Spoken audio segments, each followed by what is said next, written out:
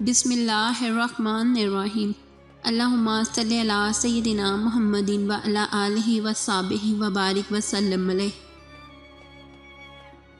حضرت آدم علیہ السلام کی اپنے بیٹے کو وصیت کہ جب کوئی مشکل پیش آئے تو اللہ تعالیٰ کے حضور حضرت محمد صلی اللہ علیہ وآلہ وسلم کا وسیلہ پیش کرنا۔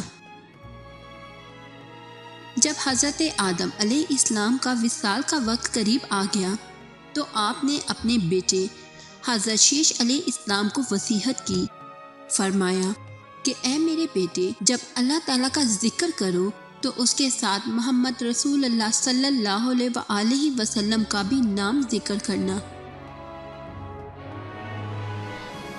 کیونکہ میں نے عرش الہی کے ستونوں پر آپ صلی اللہ علیہ وآلہ وسلم کا نام نامی اس وقت بھی لکھا دیکھا جب میں روح و مٹی کے درمیان میں تھا۔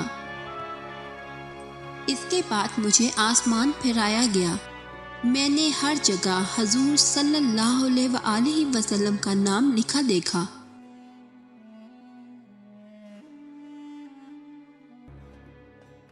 اور میرے رب نے جنت میں مجھے ٹھہرایا تو وہاں میں نے جنت کے ہر پتے، ہر خوشی اور گوشے پر محمد صلی اللہ علیہ وآلہ وسلم کا نام لکھا دیکھا۔ حور العین کی پیشانیوں پر اور سدرۃ المنتہا کے ہر ورقے پر اور پردوں کے ہر گوشے پر اور فرشتوں کی آنکھوں کے درمیان حضرت محمد صلی اللہ علیہ وآلہ وسلم کا اسم گرامی دیکھا ہے۔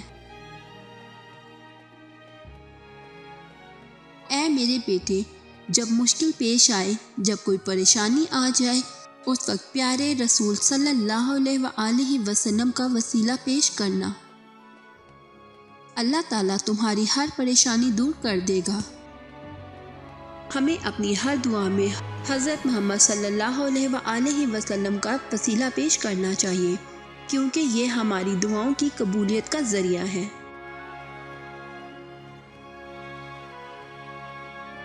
پورے یقین کے ساتھ اور پورے عقیدے کے ساتھ اگر ہم آپ صلی اللہ علیہ وآلہ وسلم کا وسیلہ اللہ کے حضور پیش کر کے کچھ بھی مانگتے ہیں تو یقین رکھیے آپ کو وہ ضرور ملے گا۔